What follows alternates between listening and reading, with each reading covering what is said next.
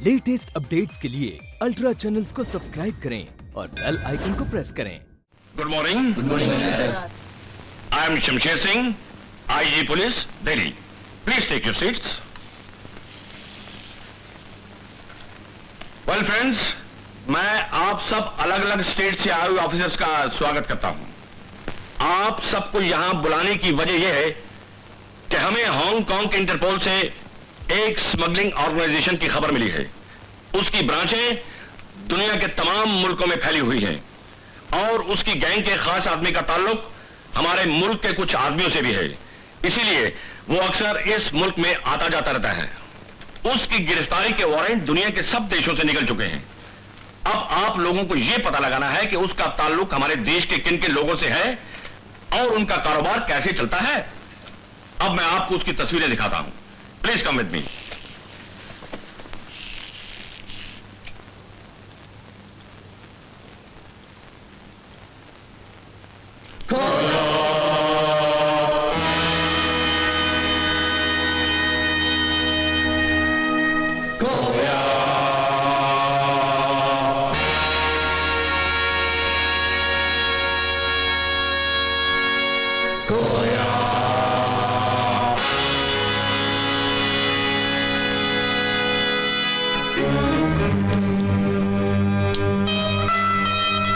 यही है वो मशहूर इंटरनेशनल स्मगलर कोया अताशी। ये आदमी हमारे देश की अलग अलग स्टेट्स में अलग अलग नामों से जाता है और स्मगलिंग करता है। और इसके अलावा हमारे देश के मिलिट्री सीक्रेट्स स्मगल करके दुश्मन देशों को बेचता है। और हमारे देश के कुछ आदमी ये राज इसे बेच रहे हैं। मालूम कीजिए वो गद्दार कौन है। अभी अभी हमें खबर मिली है कि ये आदमी इस वक्त हमारे देश में है। इसकी तलाश कीजिए और जितना जल्दी हो सके इसे गिरफ्तार कर लीजिए।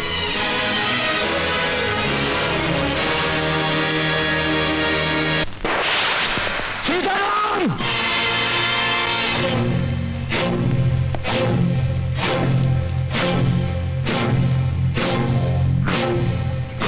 आज तुम मेरा नाम ले रहे हो? नाम नहीं, मैं तुम्हारी जान लेने आया हूं सीताराम। औरतों के शरीर का सौदा करके दौलत कमाने वाले लोग तो मैंने देखे थे, लेकिन अपनी मां का सौदा करने वाला दलाल मैंने अपनी जिंदगी में पहली बार देखा है। अमर, शट अप! मां का खून चाटने वाली कुत्ते जैसी जबान से मैं अपना नाम नहीं सुनना चाहता। शराफत की इस कुर्सी पर बैठने वाले गद्दार बेईमान तो इस देश के, इस धरती मां के राज दुश्मनों को बेचकर माल कमा रहा है और अपने पाप के छींटे मेरी वर्दी पर छिड़क रहा है। हाँ, तुम्हारी वर्दी हमारे काम आएगी, इसलिए तो मैंने तुम्हें दामाद बनाया। हम जुर्म के रास्ते पर चलेंगे और तुम अपनी वर्दी से हमारे कदमों के निशान साफ करते जाओगे। वरना तुम हो कौन? 1500 रुपया महीने के एक पुलिस ऑफिसर। इतनी कमाई तो मेरी एक सेकंड की होती। यकीन नहीं आता तो मैं हिसाब करने के लिए कैलकुलेटर दूं? कैलकुलेटर अपने साथ रखो सीताराम। जिंदगी की आखिरी घड़ियों का हिसाब रखने में तुम्हारे काम आएगा ना। कमान गेट अप। अच्छा गेट अप। मैं तुम्हें गिरफ्तार करता हूं। ओ, तुम पुलिस ऑफिसर की दोस्त दिखाकर मुझे गिरफ्तार करने आए हो? तुझे मार मार के तुझे पुलिस स्टेशन ले चलो। अमर, अमर, क्या कर? सब आप नहीं जानते इस गद्दार ने मुझे कितना बड़ा धोखा दिया है। आज तक मैं इसे एक शरीफ और ईमानदार आदमी समझता रहा, लेकिन ये चोर और बेईमान निकला। आपने ऐसे आदमी को अपने पार्टी में कैसे मिला रखा है? शांति शांति शांति, चिल्ला क्यों रहे हो? तुम ये कहना चाहते हो ना कि सीताराम जी अच्छे आदमी नहीं है? नहीं सर, आप नहीं समझते हैं। ये आदमी एक मुजरिम है, इंटरनेशनल स्मगलर से मिला हुआ है। हाँ, तो तुम करना क्या चाहते हो? करना क्या चाहता हूँ? इतना सबको जानने के बाद भी आप मुझसे पूछ रहे हैं कि मैं करना क्या चाहता हूँ? अरे सर, मैं तो इसे बालों से पकड़ के उल्टा लटकाना चाहता हूँ। इससे इसके जुर्म का इकबाल कराना चाहता हूं और इसके साथ उन तमाम लोगों के चेहरों से शराफत की नकाब हटाना चाहता हूं जिन्होंने इस देश में जुर्म का जाल फैला रखा है। मतलब तुम उस जाल को तोड़ना चाहते हो, मगर तुम्हें यह नहीं मालूम कि अगर तुम उस जाल को तोड़ने की कोशिश करोगे तो ये लोग सबसे पहले तुम्हें उस जाल में फंसा देंगे। हाँ, क्योंकि उस जुर्म के जाल का एक बहुत बड़ा धागा तुम भी हो। ये आप क्या कह रहे हैं सर? बिल्कुल सही कह रहा हूं assistant commissioner of police mister Amarnath. इस जाल में देश के बड़े बड़े लोग घुसे हुए हैं, जैसे सीताराम जी हैं, बिजनेस टाइकून्स हैं, सरकारी दफ्तर के लोग हैं, और आप हैं। और इस जाल के चारों छेड़े मेरे हाथ में हैं। ये सब मेरे लिए और मेरे पार्टी के लिए काम करते हैं, जैसे आप मेरे लिए काम करते हैं। ये क्या बेहुदा बकवास कर रहे हैं आप? ये बकवास नहीं है मन्नाथ बाबू, ये सब सियासत की शतरंज की चालें हैं। तुम सब मेरे मोहरे हो, मेरे इशारों पर काम करते हो। मिसाल के तौर पर अनिल राज, अगर वो जिंदा गिरफ्तार हो जाता तो हमारे राज दुनिया के सामने फाश हो जाते, क्योंकि उसे देश में बलवा करने के लिए मैंने खरीदा था। और बताऊं, सीताराम जी अपनी बेटी की शादी तुम्हारे साथ करने के लिए क्यों रजामंद हुए? हैं? मेरे कहने पर, ताकि तुम उनके दामाद बनो और कानून हमारा दामाद बन के रह जाए। तो आज तक आप मेरे साथ शतरंज की चाल चल रहे थे। मैंने तुम्हें भगवान समझा, लेकिन तुम तो शैतान से भी बदतर हैवान निकले। लोगों पर एहसान करते हो, बदले में गद्दारी और बेईमानी की तमन्ना रखते हो, हैं? बिल्कुल अमर बाबू, हम जिसके दोस्त हुए फिर उसे दुश्मनों की जरूरत ही नहीं पड़ती, हम ही पूरे पड़ जाते हैं। आदमखोर भेड़ियों, लाखों इंसानों का खून बहाकर झूठी हमदर्दी के आंसू बहाने वालों, तुम्हारी शतरंज का खेल खत्म हो गया। तुम लोग खुद अपनी चाल में फंस कर रह गए हो, क्योंकि मुझे मौत के जाल में फंसना मंजूर है, लेकिन तुम लोगों के बेईमानी के जाल में फंसकर जिंदा रहना मंजूर नहीं। मैं तुम लोगों के चेहरे और उन चेहरों के पीछे जो शैतान छुपा हुआ है, सारी दुनिया को दिखा कर रहूंगा। अमर बाबू, हमारे पास हर सवाल का जवाब है, हर दांव का तोड़ पहले से मौजूद रहता है। ये तस्वीर तुम्हारी है ना?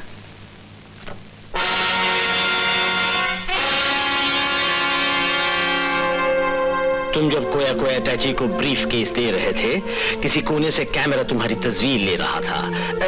इसके नेगेटिव मेरे पास महफूज रखा हुआ है, आगे वक्त में काम आने के लिए।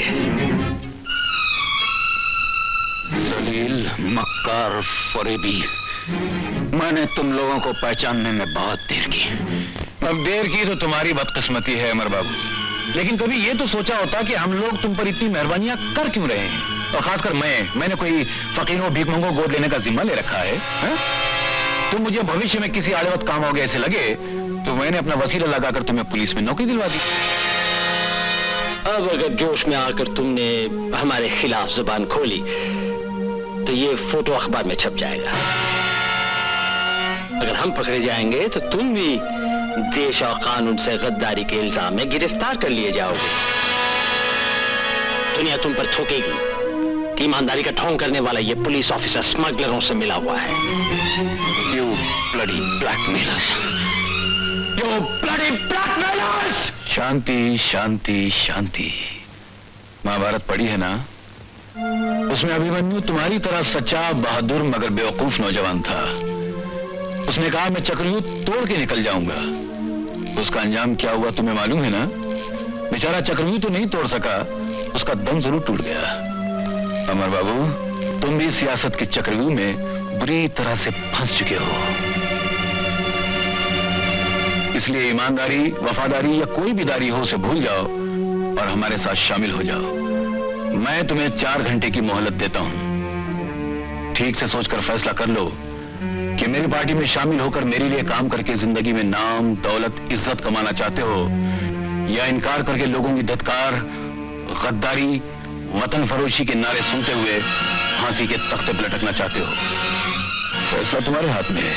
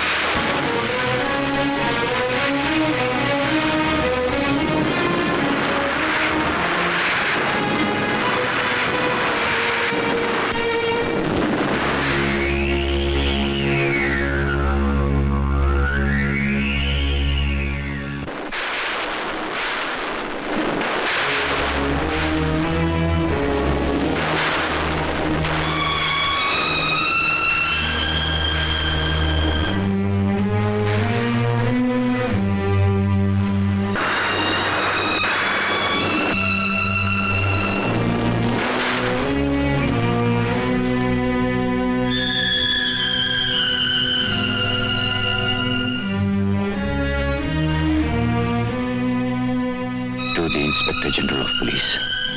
सर, मैं एक गद्दार हूं, पुलिस के नाम पर एक बदनुमा दाग हूं। उस वर्दी और ओहदे के मैं बिल्कुल लायक नहीं हूं। मेरे हाथों में एक ऐसा गुनाह हुआ है जिसकी सजा मेरी नजरों में मौत के सिवा कुछ नहीं हो सकती। उम्मीद है कि आप मुझे माफ कर देंगे। आपका अमरनाथ।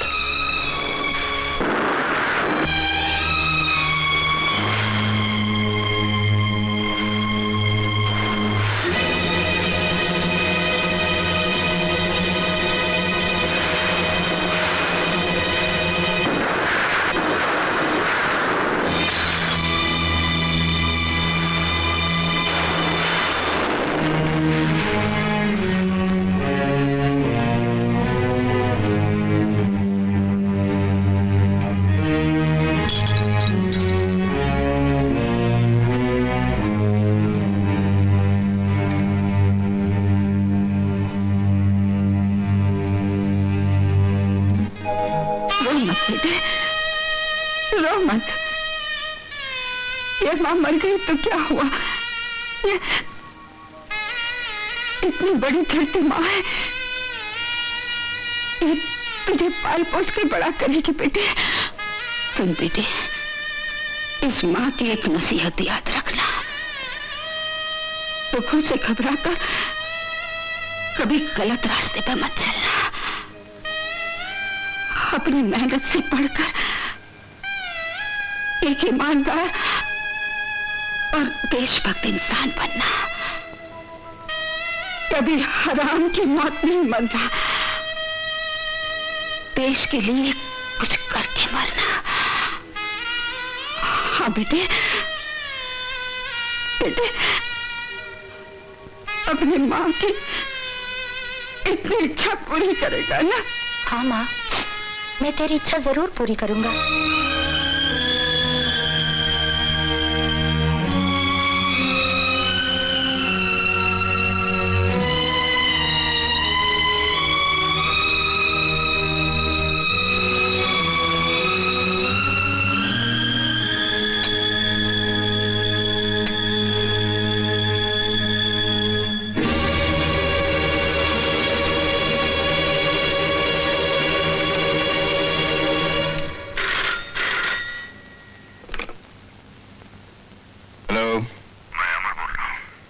अमर, तो क्या फैसला किया?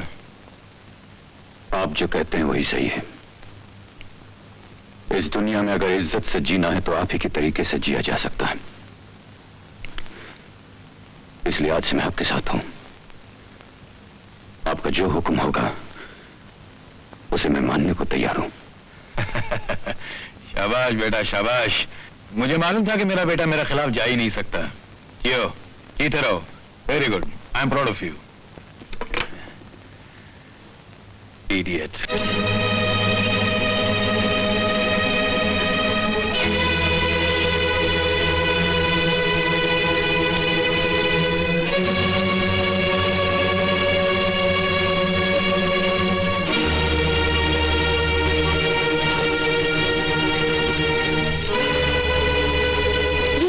ये क्या कर रहे हो? सच्चाई, फर्ज और इंसाफ को जला रहा हूं आशा।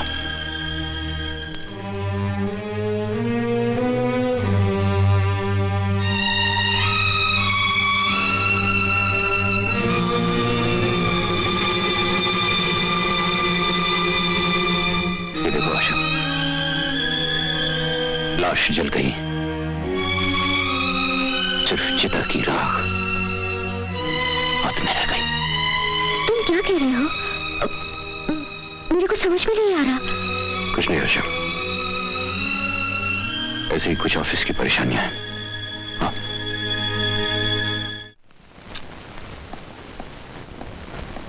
साहब, ये साहब आपसे मिलने आए हैं। ये विजिटिंग कार्ड है या पोस्ट कार्ड है? हेलो। जी साहब। समाज सेवा केंद्र मुख्य अध्यक्ष, स्त्री सेवा मंडल मुख्य सचिव, बाल महिला आश्रम कोषाध्यक्ष, महिला विद्यापीठ मुख्य अधिकारी। काफी खूबियों के मालिक मालूम पड़ते हैं। हैं कौन साहब ये? श्रीमान जी असिस्टेंट कमिश्नर, नमस्कार। नमस्कार। नमस्कार। तुम भूपति नहीं हो? ओ नहीं थे, अब श्रीमान विपति हैं जी। बैठो।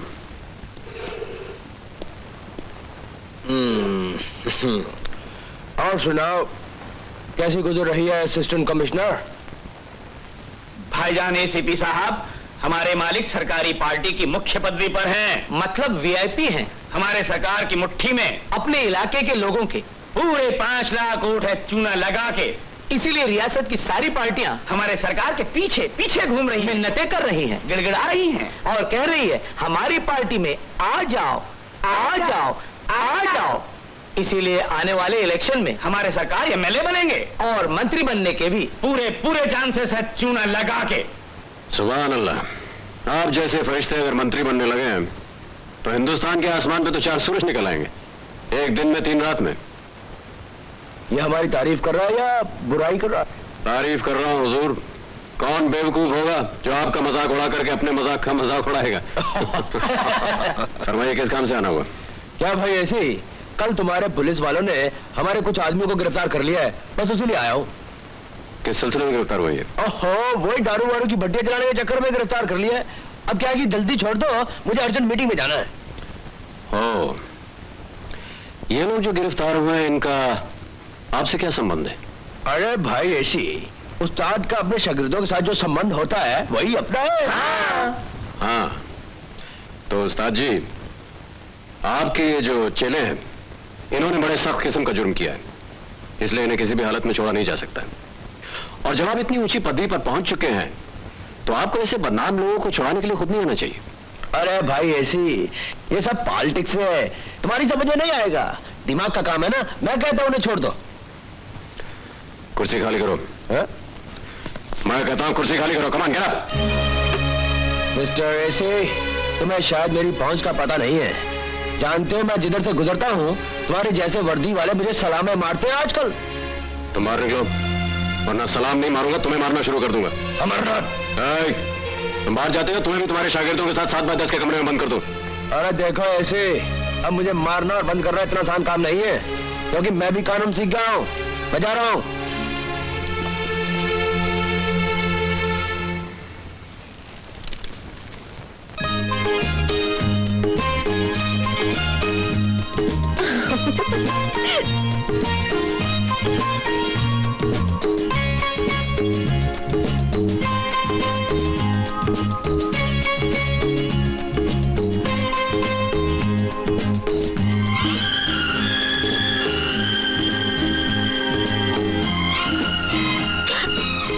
ये क्या कर रहे हो? हाँ जी, हेलो। हाँ, क्या कहा? माँ परेशान कर रही है, पेट में कैद करके रखा हुआ, बाहर नहीं निकलने दे रही। अरे अभी ठीक करता हूँ इसे। क्यों जी, मुन्ना को आपने कैद करके क्यों रखा हुआ है? अरे भाई कंप्लेन कर रहा है, जल्दी से इसे मेरी गोद में दे दो तुम। मुन्ना क्या लड्डू है जो तुम्हारे मुंह में दे दूं? अरे बाबा, ये मेरे हाथ में थोड़ी है, ये तो भगवान के हाथ में है। भगवान के हाथ में? इंस्पेक्टर से कमिश्नर बनने में मुझे इतनी देर नहीं लगी जितना पति से बाप बनने में लग रही है। पागल हो गए हो तुम? बिल्कुल पागल हो गया हूँ। दिन भर ऑफिस में बैठा बैठा मुन्ना के ख्यालों में डूबा रहता हूँ। कभी मुन्ना को सीने से लगाता हूँ, कभी आंखों से लगाता हूँ, कभी उसकी पप्पी लेता हूँ, यहाँ तक कि 4 ऑफिसर्स को गले लगा करके उनकी पप्पी ले चुका हूँ। लीजिए, हंस रही हैं।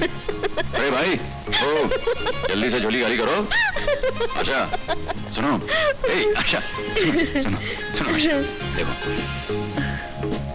मैंने तो बचपन ढंग से देखा नहीं है, बचपन में ही बचपन का हो गया। अब जब मुन्ना आ रहा है तो ऐसे लग रहा है जैसे मेरा बचपन लौट रहा हो। जिंदगी की सारी हसरतें पूरी कर दूंगा, मुन्ना को इतनी खुशियां दूंगा, इतनी खुशियां दूंगा कि खुशियों ने भी इतनी खुशी किसी को नहीं दी होगी। हर घड़ी उसे सीने से चिपटा के रखूंगा। बस ये मुन्ना होगा और ये मेरी बाहों का झूला। अच्छा जी, और हमारा क्या होगा? तुम्हारा क्या होगा? तुम्हारा तो हो गया भाई। क्या हो गया? हाँ बस, और क्या, सारी जिंदगी दुम की तरह मेरे पीछे चिपकी रहोगे क्या? और फिर क्या है अरशद, फिर तुम्हारा बुढ़ापा आ जाएगा ना। क्या मैं बूढ़ी हो जाऊंगी? मैं बूढ़ी हो जाऊंगी? बूढ़े नहीं, जवान रहोगी, जवान रहोगी, सारी जिंदगी जवान रहोगी। और भगवान ने चाहा तो एक आध मुन्ना या मुन्नी तुम मुझे और दोगी।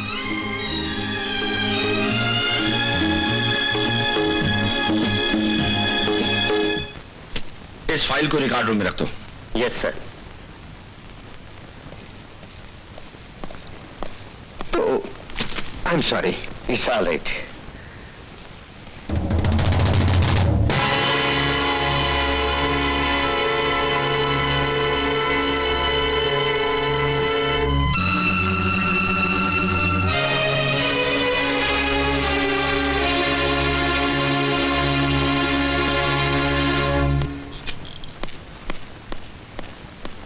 सर? यस। सर, मैंने इस आदमी को देखा है। कहाँ देखा है? दिल्ली एयरपोर्ट पे। दिल्ली एयरपोर्ट पर? Yes sir. जिस रोज मैं मिस्टर अमरनाथ को रिसीव करने गया था उस रोज मैंने देखा था। उस दिन मिस्टर अमरनाथ ने बंबई से साथ लाया हुआ ब्रीफकेस इसके हवाले किया था। What nonsense you are talking?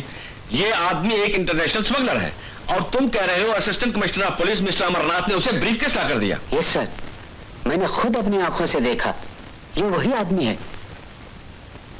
Oh, I see. सुनो, इस बात का सिवाय तुम्हारे और मेरे किसी को पता नहीं लगना चाहिए। जब तक इस बात की असलियत और सच्चाई का पता न लग जाए ये राज राज ही रहेगा। Okay? Yes sir. You can go now. Operator, Bombay police commissioner का नंबर लगाओ, urgent. Hello, yes speaking. Yes yes. Amarnath और कोया अटैची? अनबिलीवेबल। हमारे डिपार्टमेंट के लिए तो ये बहुत ही जिल्लत और शर्म की बात है। Yes sir. Oh yes, don't worry. Don't worry, I will deal with the matter very strictly. Yes, alright, bye, thank you. क्या बात है सर? Anything serious? किस पे विश्वास करें और किस पे शक करें समझ में नहीं आता। दिल्ली क्राइम ब्रांच से मैसेज आया है कि अमरनाथ, जिसपे हमारे डिपार्टमेंट को नाज है, जिसपे हमारी गवर्नमेंट को फख्र है, वो इंटरनेशनल स्मगलर कोया अटैची से मिला हुआ है। व्हाट? नहीं सर, ये गलत है। मैं अमर को अच्छी तरह से जानता हूं, वो ऐसा नहीं हो सकता। मगर वो कहते हैं कि दिल्ली के एक ऑफिसर ने सारा वाकया अपनी आंखों से देखा है।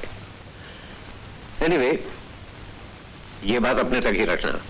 It's very confidential. Right sir. जब तक हम उसे पूरे सबूत के साथ रगे हाथों नहीं पकड़ लेते, डिपार्टमेंट में ये बात किसी को मालूम नहीं होनी चाहिए। सर। अमरनाथ की हर हरकत पे आज से कड़ी निगाह रखी जाए। ओके? Okay sir.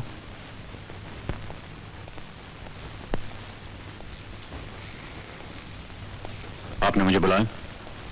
हाँ, एक सीरियस मामला पेश आया है, इसलिए इतनी रात को तुम्हें बुलाना पड़ा। हमारा खास आदमी कोया अटैची, जिसे तुम दिल्ली एयरपोर्ट पर मिले थे, याद है तुम्हें? जी हाँ, उसे कैसे भूल सकता हूं मैं। वो इस शहर के नॉर्थ ईस्ट होटल के 720 नंबर कमरे में ठहरा हुआ है, मगर पुलिस को इसकी खबर मिल गई है और पुलिस चली गई है उसे गिरफ्तार करने के लिए। इससे पहले कि पुलिस उसे गिरफ्तार कर सके, तुम फौरन जाकर उसे निकाल लाओ। उसके पास हमारे 27 करोड़ के हीरे हैं, वो भी ले आओ और बाद में जितनी जल्दी हो सके उसे हिंदुस्तान के बाहर भेज दो। इट्स अर्जेंट, समझ गए? जी हाँ, समझ गया।